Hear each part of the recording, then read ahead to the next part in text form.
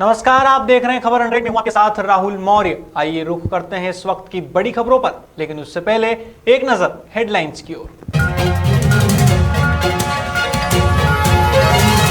भारत में तेजी से फैल रहा कोरोना का नया स्ट्रेन, अब तक हो चुकी 20 लोगों की पुष्टि। हरियाणा निकाय चुनाव में बीजेपी कांग्रेस को लग सकता है झटका, बड़ी जीत की ओर निर्दलीय। मुंबई कांग्रेस महासचिव विश्वबंधु राय का बयान, एनसीपी और शिवसेना मिलकर कांग्रेस को खत्म कर रही। चीन से उठा भरोसा, कोरोना वैक्सीन के 6 फॉर्मूले तैयार, लेकिन कोई खरीदार नहीं।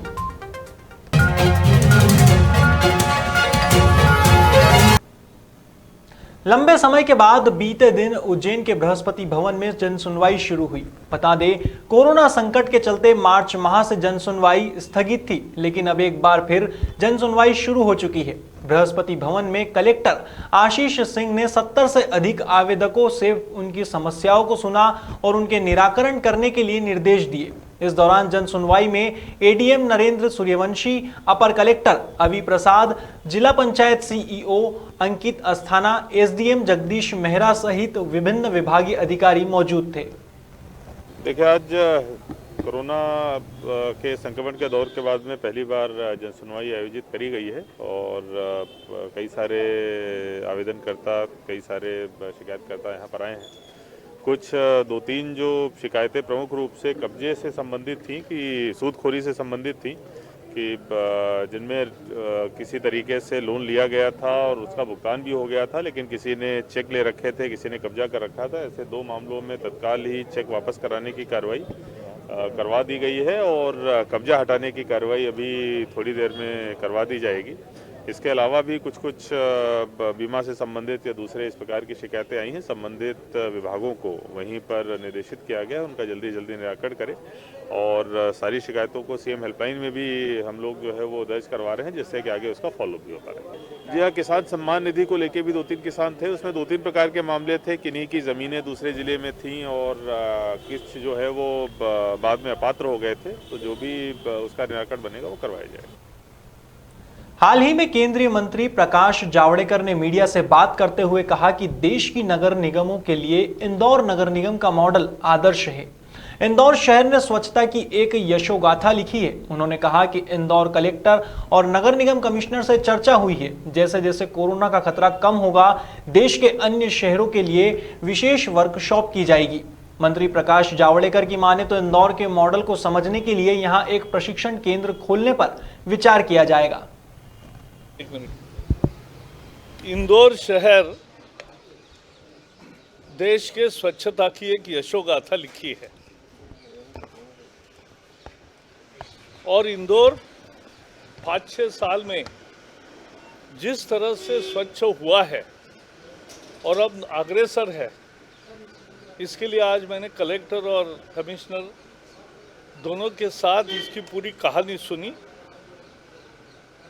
और अब कोरोना का जैसे खतरा कम हो रहा है, धीरे धीरे हम सभी शहरों के लिए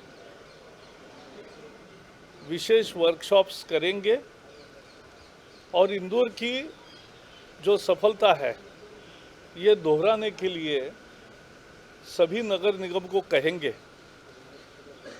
यहाँ राजनीतिक सपोर्ट भी मिला, सभी पार्टियों का मिला, यहाँ कर्मचारियों का भी मिला, अधिकारियों का भी मिला और उसके लिए जो प्रयास किए गए अधिकारियों द्वारा वो बहुत महत्वपूर्ण है, मेयर द्वारा और हमारी यहाँ की खुद सुमित्रा ताई थी या कैलाश है या बाकी सभी नेता भी इसमें शरीक हुए।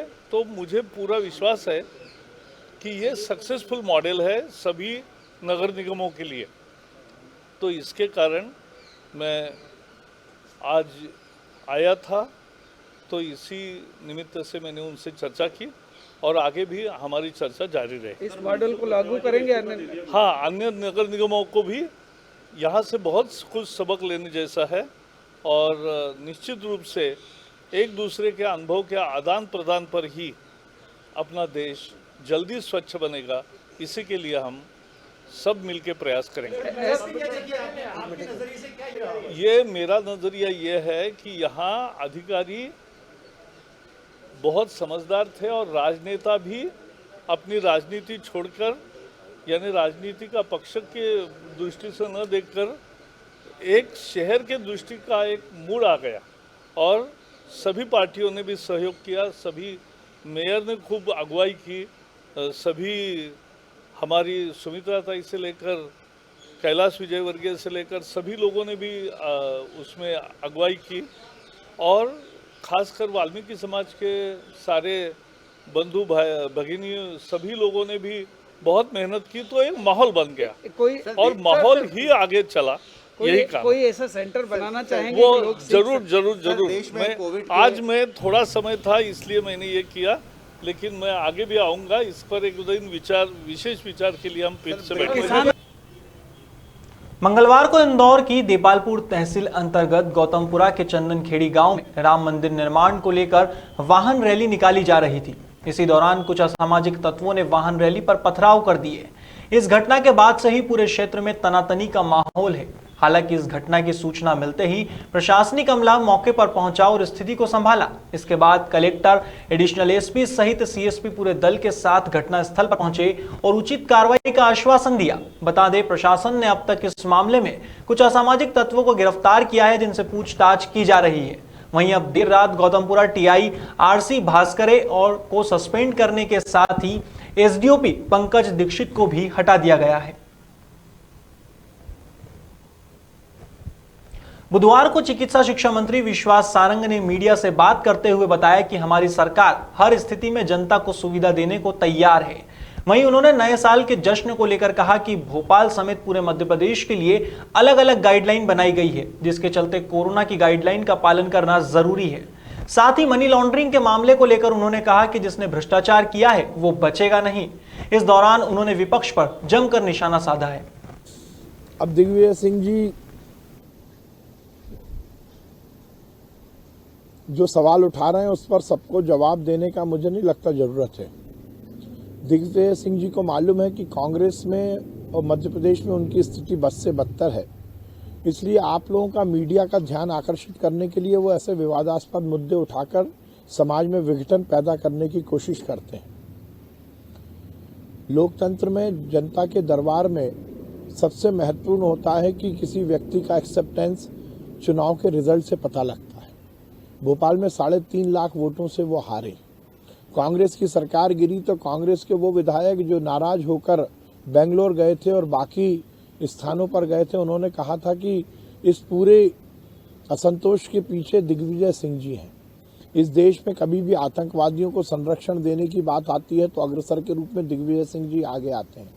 इस देश में जब भी अनाचार, भ्रष्टाचार, अत्याचार की बात आती है तो उनको संरक्षण देने का काम दिग्विजय सिंह जी करते हैं।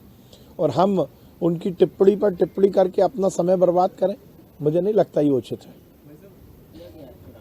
देखिए, हम पहले से कहते आए हैं कि जिसने भ्रष्टाचार किया है वो बचेगा नहीं। कमलनाथ जी की सरकार में जिस प्रकार से गरीब बच्चों का, गरीब महिलाओं का और मध्य प्रदेश के दलित आदिवासियों का पैसा सोनिया गांधी, राहुल गांधी और प्रियंका गांधी के ऐशो आराम में कमलनाथ जी ने और उनके गुर्गों ने खर्च किया, निश्चित रूप से कमलनाथ जी और नेहरू परिवार को शिक्षों के अंदर जाना चाहिए। इंदौर में चलाए जा रहे ऑपरेशन प्रहार के तहत आजाद नगर पुलिस को एक बड़ी सफलता मिली है। पुलिस ने ब्राउन शुगर बेचने वाले जितेंद्र पंडित नामक एक आरोपी को गिरफ्तार किया है। इस कार्रवाई में पुलिस ने आरोपी के पास से करीब 10 ग्राम ब्राउन शुगर बरामद की है, जिसकी कीमत लगभग 30,000 रुपए बताई जा रही है। फिलहाल पुलिस आरोपी जितेंद्र पंडित से अवैध मादक पदार्थ के बारे में पूछताछ कर रही है। कल रात में मुखबिर सूचना मिली थी कि एक व्यक्ति काला जैकेट और लोअर पहन करके और पुरानी बड़ी लखानी के सामने खड़ा है और उसके सामने मतलब उसके पास कुछ संदिग्ध वस्तुएं हैं। मुखबिर सूचना विश्वसनीय होने से हम लोगों ने हमारा फोर्स स्टाफ को साथ में लिया और साथ में जा कर के वहाँ पर रेड किया तो वो व्यक्ति पुलिस को देखकर भागने लगा, जिसे घेराबंदी करके पकड़ा गया और उसका नाम पता पूछा तो उसने अपना नाम जगदीश उर्फ पंडित पिता शिवलाल बताया और निवासी अपना ढाबा नेमावर रोड पर अपना ढाबा नेमाव रोड का रहने वाला है। इसकी तलाशी ली तो उसके जेब में एक छोटी पॉलीथीन में 10 ग्राम कुछ पाउडर मिला, ब्राउन शुगर टाइप का। तो उससे पूछताछ की गई, उसने बताया कि हाँ ये ब्राउन शुगर है और मैं सप्लाई करने आया था। फिलहाल खबरों में इतना ही। देश और दुनिया की तमाम खबरों के लिए देखते रहिए खबर 100, जनता की बुलंद आवाज।